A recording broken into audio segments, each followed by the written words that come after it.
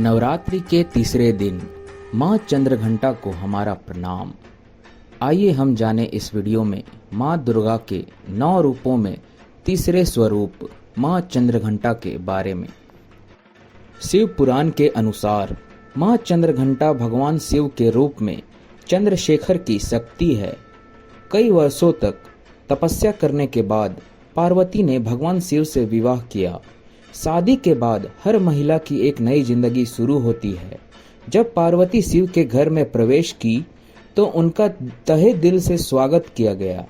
जैसे ही वह उस गुफा में दाखिल हुई जहां शिव रहते हैं, गुफा में चीजें अस्त व्यस्त दिखी। पार्वती ने पूरी गुफा को साफ किया। दिन बीतते गए और पार्वती अपने नए घर में नए लोगों के साथ रहने लगी। जब यह सब हो रहा था, एक राक्षस ताड़कासुर ने ब्रह्मांड में जड़ें जमा ली। ताड़कासुर की बुरी नजर शिव परिवार पर थी। पार्वती और शिव के जीवन में उत्पात मचाने के लिए उसने जतुकासुर नामक एक राक्षस को नियुक्त किया। जतुकासुर एक दुष्ट चमगादड़ राक्षस था। वह और उसकी सेना पार्वती पर आक्रमण करने आए थे। उस समय शिव घोर तप कर रहे थे। पार्वती कैलाश पर्वत पर रोजमर्रा के कामकाज में व्यस्त थी। इस स्थिति का अवसर लेते हुए जटाकुसुर ने युद्ध का आह्वान किया और कैलाश पर्वत की ओर आक्रमण किया। जतुकासुर ने अपनी चमगादड़ सेना के पंखों की सहायता से आकाश को ढक लिया। एक एक करके सभी चमगादड़ों ने शिव गणों पर आक्रमण कर दिया। इससे पार्वती भयभीत हो गई। इससे पार्वती को क्रोध तो आया, परंतु वे भयभीत भी रही। इसलिए उसने नंदी को खोजा, लेकिन नंदी कहीं दिखाई नहीं दिया। लगातार हार का सामना करने के बाद शिवगण पार्वती के पास आए और अपनी रक्षा की गुहार लगाई। पार्वती रोती हुई वहां गई जहां शिव अपना तप कर रहे थे, लेकिन वह असहाय थी।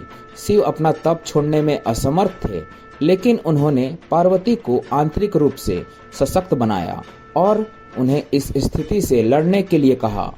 तब शक्तिशाली पार्वती ने जटाकासुर से युद्ध करने का निर्णय लिया।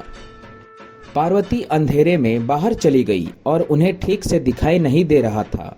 इससे उबरने के लिए उन्हें चांदनी की जरूरत थी।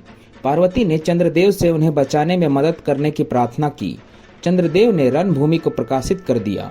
पार्वती ने युद्ध के दौरान चंद्रदेव से अपने सिर पर विश्राम करने का अनुरोध किया। पार्वती को कम रोशनी में चमगादड़ों से लड़ने में सेना की आवश्यकता थी। भेड़ियों का एक बड़ा झुंड पार्वती की सहायता के लिए आया।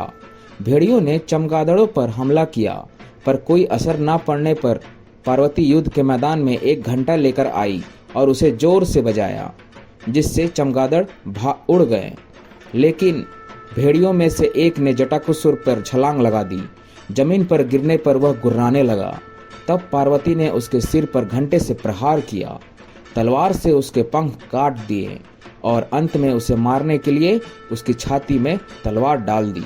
एक हाथ में चाकू और दूसरे हाथ में घंटा लिए पार्वती का यह भयावह रूप मस्तक पर चंद्रमा और भेड़िए पर विराजमान माता को ब्रह्मदेव ने चंद्रघंटा नाम दिया है। बाद में शिव ने पार्वती से कहा कि यह युद्ध उनके लिए युद्ध के डर और बाधाओं पर काबू पाने के लिए था। साथ ही उसने यह भी सीखा कि कोई भी महिला अपने पुरुष के बिना कायर या असहाय नहीं होती। चंद्र घंटा, जिसका अर्थ है वह जिसके पास घंटी के आकार का आधा चंद्रमा है। उसकी तीसरी आंख हमेशा खुली रहती है, जो बुराई के खिलाफ लड़ाई के लिए उसकी सतत प्रयास को दर्शाती है। उन्हें चंद्रखंडा, वृक्षवाहिनी या चंद्रिका के नाम से भी जाना जाता है।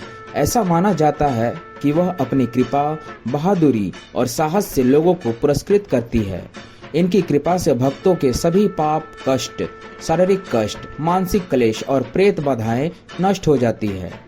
या देवी सर्वभूतेषु माँ चंद्रघंटा रूपेण संस्थिता नमस्तस्यै नमस्तस्यै नमस्तस्यै नमो नमः।